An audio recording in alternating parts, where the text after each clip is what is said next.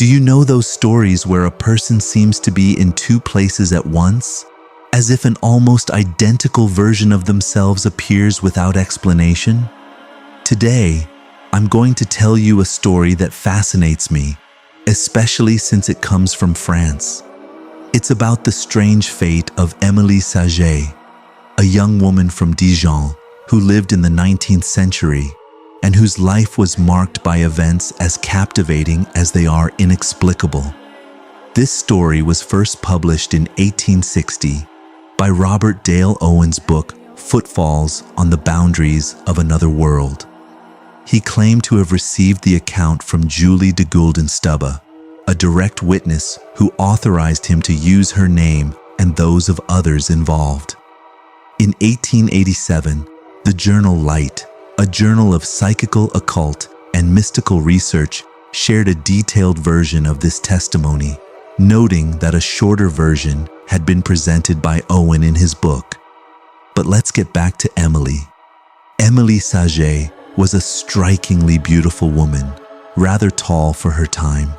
At just 16, she began a career as a teacher, which was common in the 19th century when people started working young and often ended their studies early to start a family. Émilie was an exceptional educator, deeply attentive to her students, earning glowing recommendations from her employers.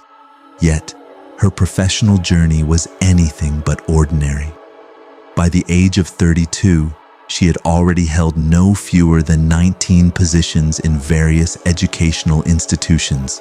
Her skills were undeniable, but she seemed unable to stay in one place for long.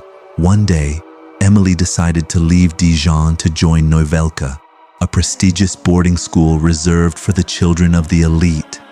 That year, 42 girls, mostly from noble families in Livonia, present-day Latvia, were enrolled.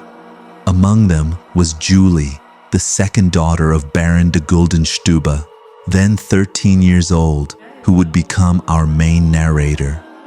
The school was renowned for its high-quality education, and for Émilie, this opportunity seemed perfect to advance her career. Full of enthusiasm, she settled in, convinced this position would be a turning point in her life. But from the moment she arrived, strange and unsettling phenomena began to occur. One of the most striking incidents involved a mysterious apparition. One day, while Émilie was teaching a class, 13 students saw an identical figure of her materialize beside her in the classroom. On another occasion, during a sewing session attended by about 50 students, Émilie, who was gardening outside, was seen entering the classroom. She sat at the teacher's desk, silent and motionless, like a spectral presence. Intrigued, the students asked her questions, but she didn't respond. Some even tried to touch her, but their hands passed through what they later described as an immaterial, almost unreal veil. Honestly, I would have bolted out of there. Another day, while Émilie was writing on the blackboard in front of a class of 13 students, including Julie, several of them suddenly saw two Émilies. The two figures were identical, mimicking the same gestures, but while the real Émilie held chalk and wrote, the other had nothing in her hand and merely imitated the motion. Chilling, isn't it? Later, a student named Anthony de Rangel asked Émilie to help her refasten her dress, which had come undone at the back. Glancing in the mirror behind her, Anthony was stunned to see not one, but two Émilies helping her.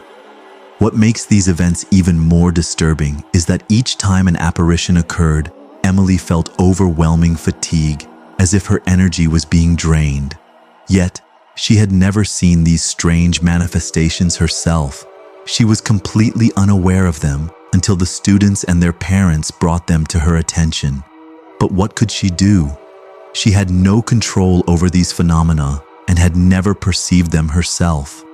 Unfortunately, these events tarnished the boarding school's reputation.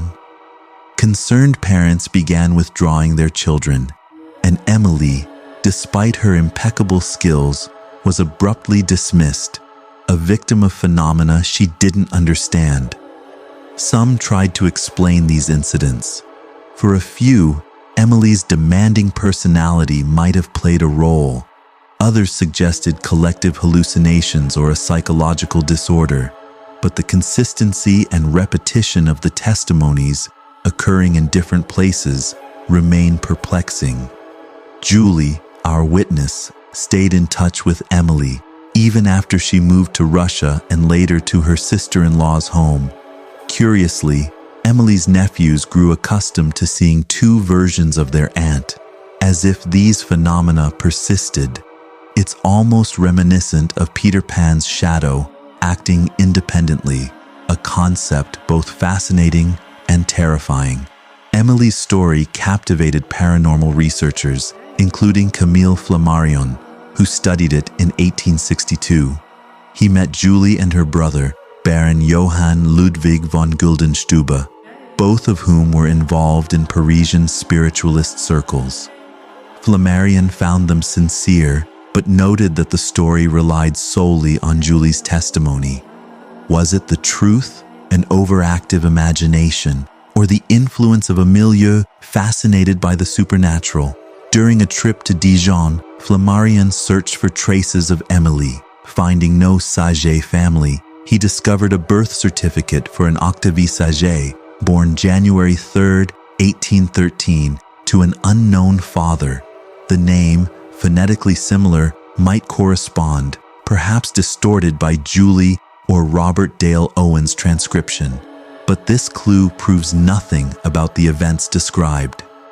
Oddly, no other testimonies, aside from Julie's and those of Émilie's nephews, mention similar phenomena in Émilie's 18 other jobs. This makes the story both intriguing and uncertain. It has been recounted in several paranormal journals, but what should we make of it? Is it a genuine mystery or a legend amplified by folklore and imagination? I'd love to hear your thoughts. Do you believe in phenomena where a person seems to double? Do you think it's real or an exaggerated tale like some myths?